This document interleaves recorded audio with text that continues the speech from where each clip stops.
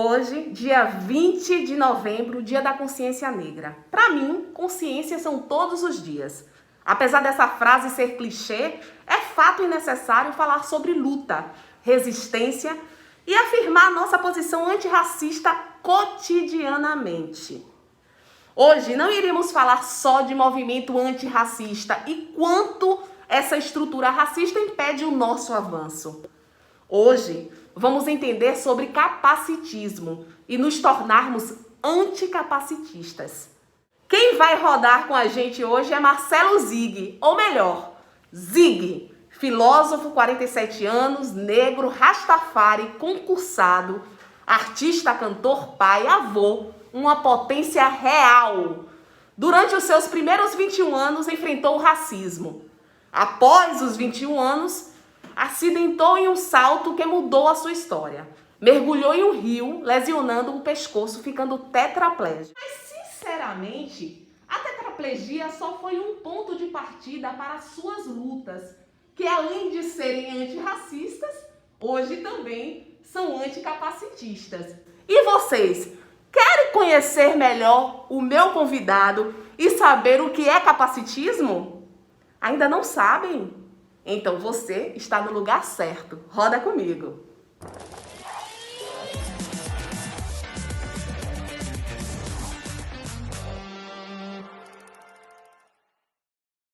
Marcelo, primeiramente, obrigada por você ter nos recebido na sua casa, no seu lar, no seu universo. E eu queria que os nossos seguidores e telespectadores conseguissem entender um pouco o que é capacitismo. Ninguém melhor que você para nos explicar. Muito obrigado, Josi, por seu convite, por sua disponibilidade, pelo seu engajamento, pela referência que você é para nós enquanto pessoas pretas com deficiência. E grande honra ouvir isso dele, gente.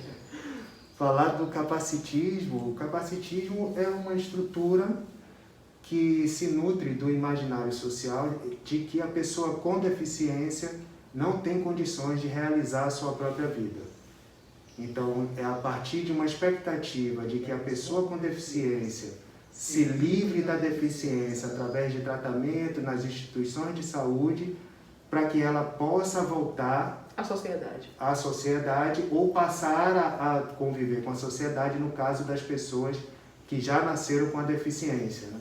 Só que isto nos distancia do que a gente deve discutir, conversar de fato, que é a acessibilidade, que é a promoção da inclusão, que é a eliminação das barreiras arquitetônicas, que são as barreiras prediais, as de atitude, as barreiras atitudinais, que são das atitudes dos relacionamentos e comportamentos das pessoas sem deficiência para com as pessoas com deficiência, e as barreiras comunicacionais também. Então, quando a expectativa da sociedade é que a pessoa se livre da deficiência para voltar a ter um convívio, para ser inserido novamente ou passar a ser inserido ao convívio social, essas discussões ficam em segundo plano. Então, vou tentar exemplificar o que foi dito por Marcelo. Ele chega para pegar um voo, certo? E a atendente o recepciona o acompanhante, a mulher, o marido ou a pessoa que esteja com ele e pergunta para ele, mas você prefere janela ou corredor? Mas não pergunta para ele, pergunta para a pessoa, para o acompanhante, porque acredita, né, no imaginário deles que nós não somos capazes de decidirmos a nossa própria vida. Não é isso, Marcelo? Exatamente. E isso é em qualquer ambiente social, né? Seja no aeroporto ou seja num barzinho, né? A gente falando de Salvador, é você chegar no barzinho, invariavelmente me é oferecido água, refrigerante e suco, não com a cerveja, mas aí eu peço cachaça. Esse é dos meus, eu peço logo morrito. Então é isso, é sempre esse imaginário que acredita que a pessoa está num processo de sofrimento eterno, que é um coitadinho, que é uma vítima, e que eu devo tentar minimizar o sofrimento dele, infantilizando a minha relação para com ele. Verdade. Um outro exemplo claro, Marcelo, que eu vejo muito é aquele lance do exemplo de superação, né, gente? Ô frase que a gente ouve muito. Exemplo de superação, sinônimo de superação. E eu costumo dizer que superação, a gente trata de superação, todos nós seres humanos, tratamos de superação todos os dias. As pessoas sempre me perguntam, mas Ig, então eu não posso mais elogiar uma pessoa com deficiência? Eu falei, pode. O seu elogio só não pode partir da superação dela da própria deficiência, porque ela não está superando a deficiência. Ela está superando as barreiras arquitetônicas, tudo aquilo que são obstáculos para que ela realize e concretize o que ela tem intenção. Então, se eu chego num lugar e quero acessar um espetáculo de teatro e só tem o acesso só através de escada, eu não vou ser carregado, ou melhor, voltar para casa por causa da minha deficiência, mas sim pela ausência de rampa no local. Justamente. Então, quando você for elogiar uma pessoa, elogie como você elogia as outras pessoas sem deficiência, pela qualidade do que ela se propôs a realizar, e não desconsiderar a competência que ela realizou aquilo e apenas atribuir o seu elogio à deficiência dela. Nós não somos nossas deficiências, nós somos pessoas. Por isso, pessoa com deficiência. Exatamente. O termo correto. Viu, Exatamente. gente? O capacitismo estrutural, ele mata as pessoas em vida. Porque quando a gente não consegue realizar nossas possibilidades humanas, o que é que sobra para a gente fazer na vida? Então isso é muito preocupante e muito importante que pessoas, que seus seguidores estejam sim interessados e partícipes dessa luta, porque é uma luta da sociedade como um todo. A Eduardo Ronchetti, da Acessibilidade Aplicada, já nos mostrou que a acessibilidade é para mais de 80% da população, 70%, 80% da população. E os outros 20%, 30% são os acompanhantes. Então, ao final, a acessibilidade não é só para mim, nem para a Zig, que usamos a nossa companheira Rodinhas. É para quase toda a população. Aprendam isso. Uma rampa não vai só me beneficiar, não. Vai beneficiar inúmeras pessoas. Não é isso, Zig? Vai beneficiar um carrinho de compra, um carrinho de bebê, um carrinho de mão. Aquela escada, se você eliminar a escada do coletivo e nivelar a entrada do ônibus à calçada, facilita para todo mundo. Não é só, se você elevar uma tomada de 20 centímetros do chão para 40, não é só a coluna do Zig que vai agradecer, a sua também vai. Então a acessibilidade atende todo mundo. E essa questão de acessibilidade é importante, né? Ressaltar que se vocês nos ver em qualquer espaço, festa, rua, na feira, sozinhos, não se espantem. Na verdade, se tiver acessibilidade, é o nosso lugar, certo? Né, Zig? Sim, inclusive, outra curiosidade que as pessoas têm, sempre me perguntam mas como é que eu devo oferecer então ajuda a uma pessoa com deficiência? Da mesma forma que você oferece a uma pessoa sem deficiência. Você pergunta se ela precisa de ajuda e como pode ajudar. Porque ocorre, por exemplo, comigo muito de eu estar na rua e as pessoas entenderem que eu estou precisando de ajuda, me perguntar se eu quero ajuda. Se eu responder que não, as pessoas geralmente dizem, olha lá, tá vendo? O cara está lá deficiente, precisando de ajuda, mas ainda é orgulhoso. E muitas vezes nem pergunta e pega a cadeira e sai empurrando e não dá nem tempo, muitas vezes, de eu dizer, mas eu queria ir para o outro lado. Verdade, verdade. Olha, são muitas questões, gente, que o tempo é super curto para nós tratarmos. Mas eu quero falar uma coisa muito importante. Eu quero falar sobre o projeto Mergulho Cidadão. O Mergulho Cidadão é uma campanha preventiva aos riscos, né, do tipo de acidente que eu sofri, que é o mergulho, a lesão medular por mergulho em águas rasas. Esse tipo de acidente é classificado pelas organizações de saúde, pelas instituições de saúde, como a terceira causa de acidente no país que leva pessoas a adquirir uma deficiência. E assim foi comigo.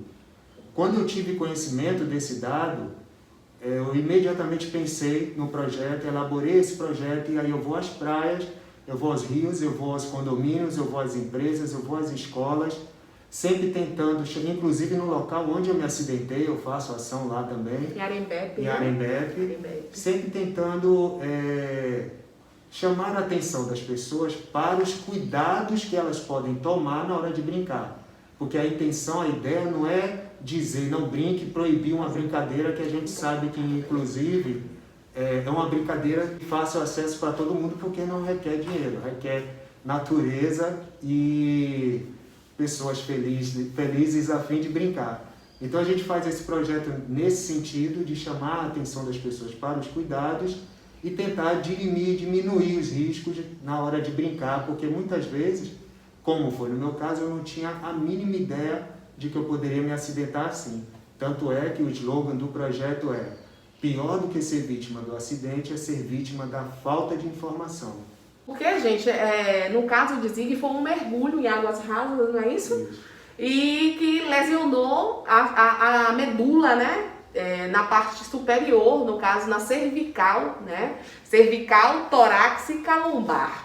Ele fraturou e lesionou, fraturou as vértebras, possivelmente, Sim. e lesionou a medula nessa altura. Então, hoje ele tem um movimento parcial dos braços, mas é tetraplégico, não é isso, Zig? Isso, porque a minha lesão não foi completa, né? Uhum. Então ainda ficou um canal de comunicação, porque a medula, gente, é como se fosse um fio de telefone por onde passa todas as mensagens entre o corpo e o cérebro, transita ali. Uhum. Quando você afeta ali, por menor que seja o prejuízo, o impacto, você já vai ter alguma situação em decorrência disso, ou de motricidade ou de sensibilidade.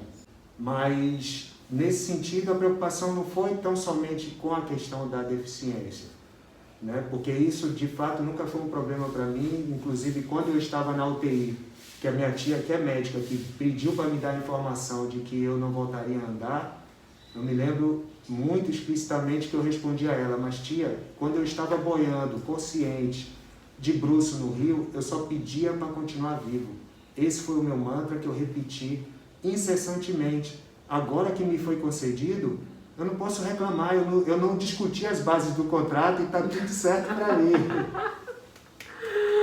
Ai, Zig, que maravilha! E hoje, dia 20 de novembro, gente, dia da consciência negra. Eu, negra, Zig, negro, estamos aqui para dar essa mensagem para vocês, não só de antirracismo, né, de nos tornarmos antirracistas, mas nos tornarmos também anticapacitistas. Irá resolver a nossa vida em muitos aspectos, não é isso, Zig? Exato. Inclusive, recentemente a gente criou um novo projeto chamado Quilombo PCD, que trata justamente dessa interseccionalidade de raça e deficiência, da pessoa preta com deficiência no combate contra o racismo e o capacitismo, né? Porque não dá para a gente somente tratar a questão racial e não contemplar toda a sua população. Pessoas pretas com deficiência são pessoas pretas com deficiência e elas precisam de um atendimento, de um acolhimento. Então, ocorria muito porque a gente criou o Quilombo PCD, porque antes eu ia nos movimentos das pessoas com deficiência e tinha a minha negritude negligenciada. Eu ia aos movimentos negros e tinha a minha deficiência negligenciada.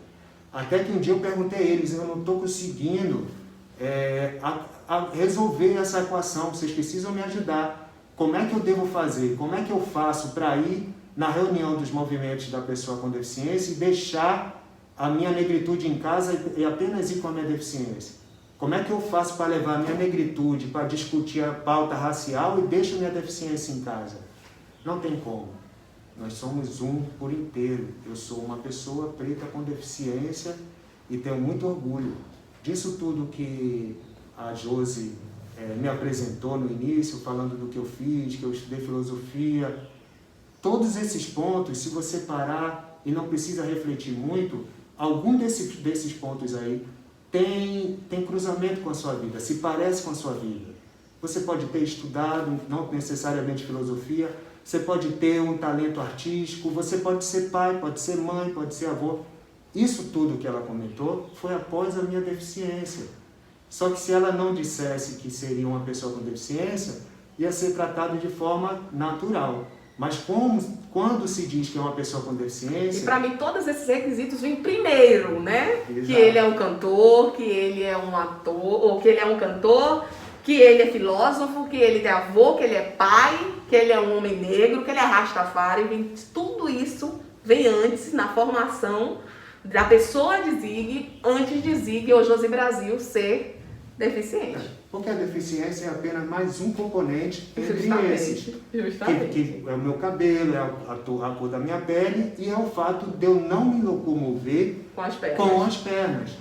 Porque, como meu filho diz, aprendi que não é necessário de pernas para caminhar. E como dizia a Frida Kahlo, né? Que a gente, voa, né? Uma mulher com deficiência. Que é uma mulher com deficiência. Frida, gente, era cadeirante, mas pouco vê-se uma foto, né? Um retrato de Frida na cadeira de rodas, que é um absurdo. Certo, muito obrigada pelo seu carinho, pelo seu aconchego, né? Por ter nos trazido até aqui, nos abraçado, nos acolhido. Eu agradeço, meu irmão. Conte comigo, né? Sempre, pra tudo. E obrigada, viu, por esse homem. Estamos juntos, viu? Eu que agradeço. Na pele, na cor, na raça, no movimento anticapacitista, no movimento antirracista. Olha! Na potência. Na potência em tudo. Porque é isso, não somos deficiência, somos pessoas. Sim, e somos um corpo só, estamos juntos, viu?